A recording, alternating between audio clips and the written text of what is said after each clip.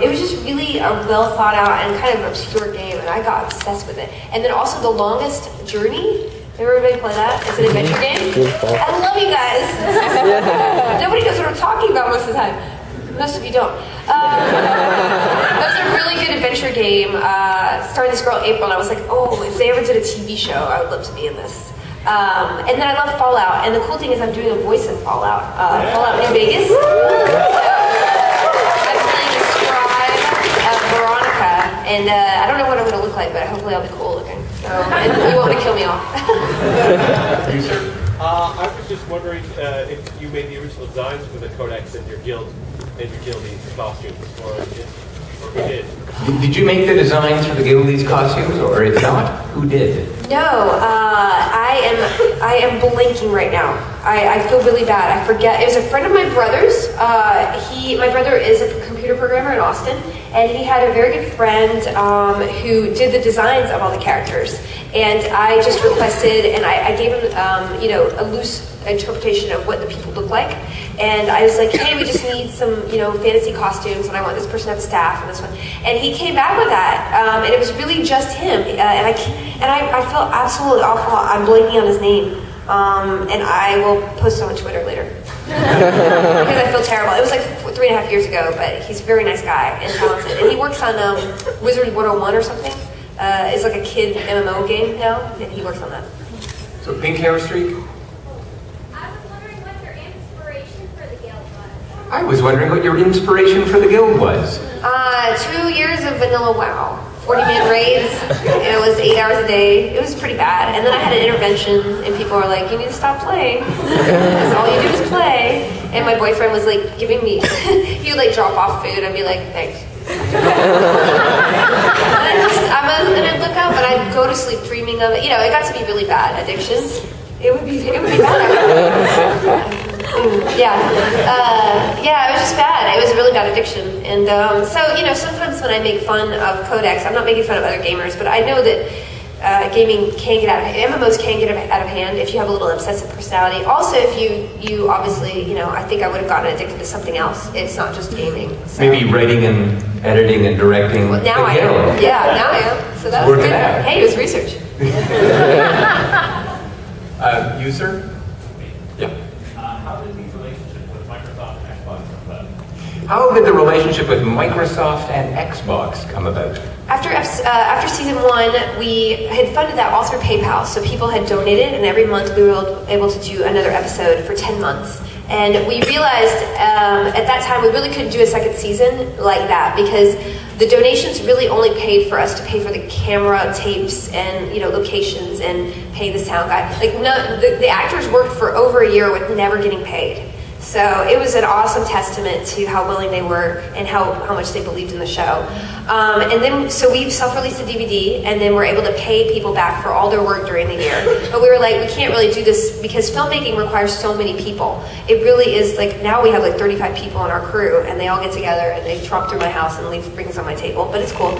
And so we realized we needed to go and find a sponsor, and we went out to many major networks were offering to buy the show, and big producers who make amazing movies, but all of them wanted the rights to my show, and they also wanted to have a lot of creative input, and they were just going to keep it on the web and not giving me any money at all, really, because web video is very low budget. And I was like, I actually think we're doing well on our own. We just need to find someone to give us money to pay up front everybody. So we held out, and we were actually going to do the PayPal thing again. And I had written the script. I was like, I'm not going to wait for anybody because every single time I've ever waited for somebody, I've not been able to do what I love. So I'm not going to do that anymore. Like this, happening. So as we were shooting the first episode, Microsoft, an executive from Microsoft came in and said, hey, we love your show. We want to put original programming on Xbox, and we won't own your show, and we'll get Sprint on board to pay for your production. And it was like a dream come true, really. It's like the best of both worlds because, they introduced us to millions of new people. I don't know if anybody discovered the show on Xbox, but it was an amazing platform to be on because, they gave us really good placement, and it's a place where gamers are that weren't on the web, on the YouTube. So not only do we get new viewers, but we still own the show, and they're an amazing supporter, and they don't give us notes or anything. So it's just a really, it was just kind of, I guess, luck, but also hard work because we had worked for a year to be able to get the attention that somebody would be interested in our show. Let me think here. I feel I have so much power. You in the pink wig, please. You've done a lot of singing in Dr. Horrible and, of course, for The Guild. And I was just wondering if we're ever going to see maybe an album, because I think a lot of us would really love that. Yeah. The question was, you've done a lot of singing in Dr. Horrible and other projects. In fact, you're internet musical girl, I think. Are we going to see an album? If I had time, that would be awesome. I mean, I would love that. The problem is that there's just not time. I write all the season. I'm doing, I do acting in between, and I'm writing more comic books. I don't know if anybody, yeah. 5 more comic books. I'm finishing one now, and I'm about to move on to the next one. And I have another web project that I can't talk about, but hopefully we'll be shooting later this year, and it's going to be amazing.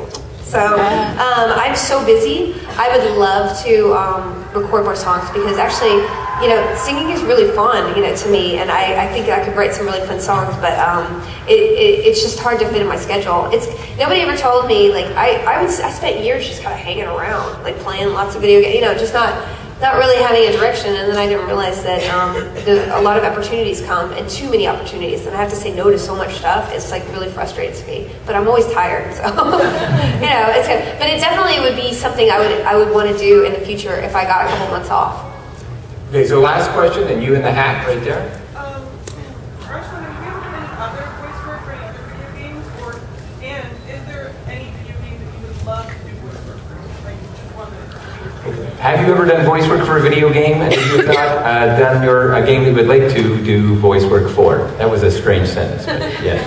Yeah, that wasn't a good interpretation there. I know, You're tired. Sorry. I actually did an addition to Fallout, which was amazing. Like, I'm a huge Fallout, and if there was a movie adaptation of any video game, I think I would want to be in Fallout, just because I'd like to shave my head really weird and have colored stripes. The whole post-apocalyptic thing is really cool. I did a voice work on Rock of the Dead, which is coming out later this year, and Neil Patrick Harris actually does a voice in it too. And it's kind of like a cheesy sort of, you use your guitar controller and you kill zombies with it. And it's very, they just released an iPad app and an iPhone thing and another trailer.